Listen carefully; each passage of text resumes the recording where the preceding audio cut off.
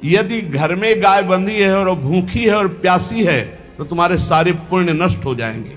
गऊ का बहुत बड़ा महत्व वर्णन किया गया धर्म शास्त्रों में। यहां तक कि जब कोई ऋषि नाराज होता था तो आगे गाय करके जाया जाता था तो क्षमा हो जाती थी। गाय को देखते ही वो क्षमा कर देते थे। शास्त्र आज्ञा करता है कि जो प्रतिदिन अग्रग्रासे परोभावा कर्तव्यो भक्ति तोन्वहम अकृत्वा स्वयं आहारम कुर्वम नापनोति दुर्गतिम। जे ही तुम्हारे गृहस्थ में घरों में पहले होता था, अब तो भगवान जाने, जे ही पहली रोटी तवा में गई तो वो निकाल करके पक्की रखी जाती थी गौ ग्रास के लिए, पहला रसोई में। तो इसमें लिखा प्रतिदिन स्वभोजनम, पहले स्वयं भोजन न करके गाय के लिए ग्रास निकालना चाहिए।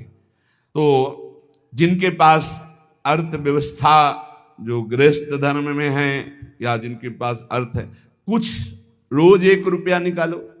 हम कह रहे रोज निकालो तो महीने में 30 रुपया होते। 30 रुपया में एक गाय को हरी घास तो एक टाइम पवा ही सकते हो ना, बहुत नहीं है तो 1-1 रुपया निकाल के अगर एक गाय को चारा दोगे तो एक बार का भोजन तो हो ही सकता है। 30 रुपया में हरी घास जाकर के उसके दावा एक बार तो पवा दोगे ना।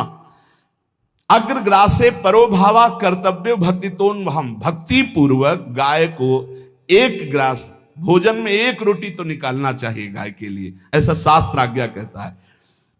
जो ऐसा करता है तो अकृत्वा स्वयमाहारम कुर्वन् नाप्नोति दुर्गतिम, अपने आहार से 1 रोटी निकालकर गाय को देता है और स्वयं 3 रोटी भले पाले 1 रोटी गाय को दे दी तो बोले उसकी दुर्गति नहीं होगी, अर्थात उसके अंदर भाव बढ़ता चला जाएगा वो भगवान की भक्ति में।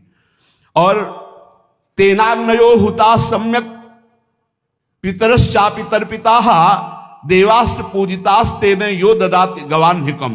जो प्रतिदिन गौग्रास निकालता है, अर्पित करता है, तो उसको अग्निहोत्र करने का फल मिलता है, उसके पितरों को तृप्ति मिलती है और समस्त देवताओं के पूजन का फल मिल जाता है जो गौग्रास निकालता है। यदि गाय घर में पाली जाए या गौशाला खोली जाए और गौओं की सेवा की जाए, जिनके पास अर्थ है, भाव है, भगवान स्वयं श्री कृष्णचंद्र जी ने गौ सेवा स्वीकार की, गौवें चराई। गौओं की परिक्रमा करने से, जैसे आप प्रभु के बिहारी जी के मंदिर की 4 परिक्रमा करें तो जो फल आपको मिलेगा वही गाय की 4 परिक्रमा कर ले तो आपको प्राप्त हो जाएगा। गौ की प्रदक्षिणा से, गावः प्रदक्षिणी कार्या वंदनीया ही नित्यशः, जो रोज गाय को प्रणाम करता है और गाय की प्रदक्षिणा करता है तो भगवत प्रदक्षिणा का उसे फल प्राप्त होता है। जहां गौएं विराजमान होती हैं वो बड़ा पवित्र दिव्य तीर्थ स्थल माना जाता है। गौएं जहां विराजमान रहती, गौशाला में भजन करे तो कई गुना बढ़कर के प्राप्त होता है।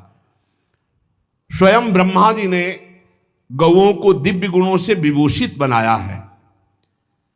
अप्यागाराणि विप्राणाम देवतायतनानि च यद गोमयेन शुद्ध्यंतिम किम ब्रूमो हृदिकम ततः। गाय के गोबर से जहां लेपा जाता है वहां जिस देवता का आवाहन करोगे वही देवता आकर विराजमान हो जाएगा। अपवित्र भूमि में भी यदि गाय के गोबर का लेप कर दिया जाए तो परम पवित्र मानी जाती है।